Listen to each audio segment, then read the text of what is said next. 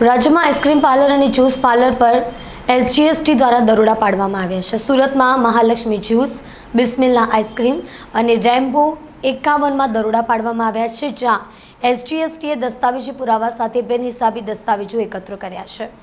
રાજ્યમાં ice cream parlour અને juice parlour પર એસજીએસટી દ્વારા દરોડા પાડવામાં આવ્યા હતા। એસજીએસટી દ્વારા અમદાવાદ, રાજકોટ અને સુરતમાં મોટા ટર્નઓવર ધરાવતા 24 આઈસ્ક્રીમ પાર્લર, 47 જ્યુસ પાર્લર અને પર દરોડા પાડવામાં આવ્યા હતા, જેમાં મોટાભાગના આઈસ્ક્રીમ પાર્લર અને જ્યુસ પાર્લરમાં ગેરરીતિ સામે આવી હતી।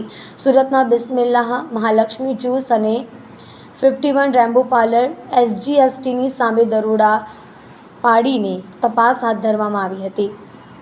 રાજકોટના અતુલ આઈસ્ક્રીમ પાર્લરમાં એસજીએસટીની ટીમે તપાસ હાથ ધરી હતી। એસજીએસટીની ટીમ દ્વારા તપાસ હાથ ધરવામાં આવતા આઈસ્ક્રીમ અને જ્યુસના વેપારીઓમાં ફફડાટ ફેલાયો હતો।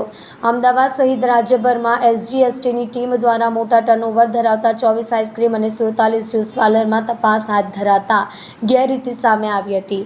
એસજીએસટીની ટીમ 40 કરોડથી વધુની કર ચોરી ઝડપી પાડી કાયદેસરની કાર્યવાહી હાથ ધરી છે। સુરત શહેરમાં કાયદો અને વ્યવસ્થાની જાળવણી માટે સુરત શહેર પોલીસ દ્વારા લીંબાયત વિસ્તારોમાં કોમ્બિંગની કામગીરી હાથ ધરી હતી।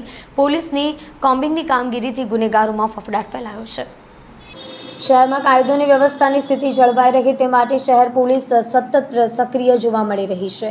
દરમિયાન શનિવાર રાત્રે લીંબાયત વિસ્તારમાં જોઈન્ટ પોલીસ કમિશનર અને ડીસીપી ભગીરથ ગઢવી અને એસીપી ડિવિઝન વીએમ જાડેજા દ્વારા નાઇટ કોમ્બિંગ અને પેટ્રોલિંગનું આયોજન કરવામાં આવ્યું હતું। ઉચ્ચ અધિકારીઓ સાથે જ પોલીસ કાફલા દ્વારા સમગ્ર વિસ્તારમાં પેટ્રોલિંગ કરવામાં આવતા અસામાજિક તત્વો અને ગુનેગારોમાં ફફડાટ વ્યાપી જવા પામ્યો હતો। સુરત શહેરમાં ગુનાખોરી અટકાવવા માટે પોલીસ દ્વારા કોમ્બિંગ હાથ ધરવામાં આવ્યું છે। દરમિયાન આજે લીંબાયત વિસ્તારમાં ગુનેગારોને નાથવા પોલીસ દ્વારા કોમ્બિંગનું આયોજન કરવામાં આવ્યું હતું। પોલીસે મોટી સંખ્યામાં ગુનેગારોની ચેકિંગની સાથે વાહનો અને હથિયારો પણ જપ્ત કર્યા હતા। ગુજરાતમાં દારૂબંધી હોવા છતાં સુરતમાં દારૂ વગર રોકટોક વેચાણ થઈ રહ્યું છે। મૈદરપુરા પોલીસના નાક નીચે દારૂનું વેચાણ થતું હોવાનો એક વિડીયો વાયરલ થયો છે।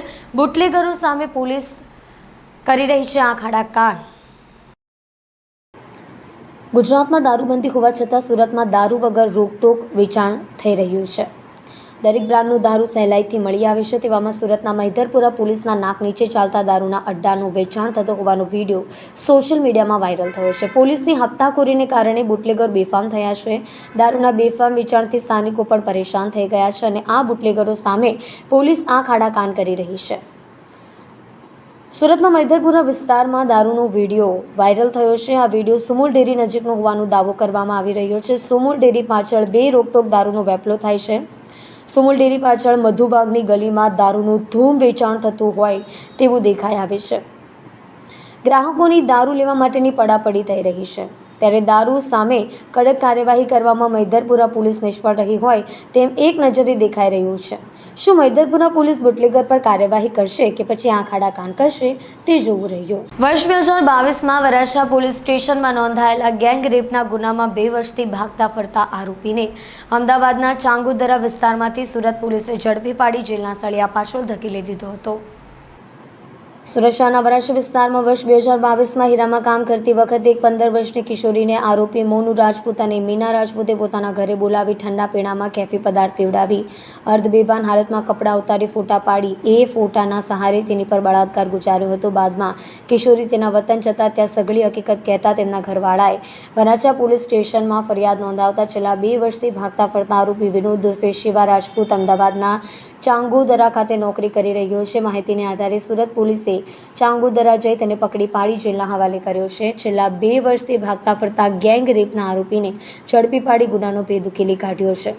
રાજકોટની દુર્ઘટના બાદ સુરતમાં વહીવટી તંત્ર દ્વારા રાતોરાત સફાળા જાગીને કામગીરી હાથ ધરવામાં આવી છે। સતત ચોથા દિવસે પાલિકા દ્વારા સલિંગની કામગીરી હાથ ધરવામાં આવી છે, જેમાં અલગ અલગ ઇમારતોને સીલ કરવાની સાથે સાથે ફાયર બ્રિગેડ સહિત પોલીસના ટીમે સંયુક્ત રીતે ભેગા મળીને પરમિશન વગર ધમધમતા ભંગારના ગોડાઉનને સીલ કરવામાં આવ્યું હતું।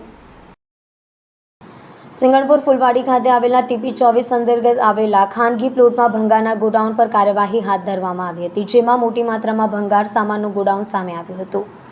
ફાયર એનઓસી વગર આ ગોડાઉન ધમધમી રહ્યું હતું। ગોડાઉનમાં અંદાજે 300 જેટલા કામદારો કામ કરી રહ્યા હતા, તેમ છતાં ફાયર સેફટીની કોઈ જ સુવિધા ઉપલબ્ધ કરવામાં આવી નહોતી। ભંગાના ગોડાઉન જોતા બોમ્બ સમાન ધમધમી રહ્યું હોવા છતાં અત્યાર સુધી કોઈ જ કામગીરી કરવામાં આવી નહોતી. અત્યારે આગની ઘટના બને તો આખરી જવાબદારી કોની?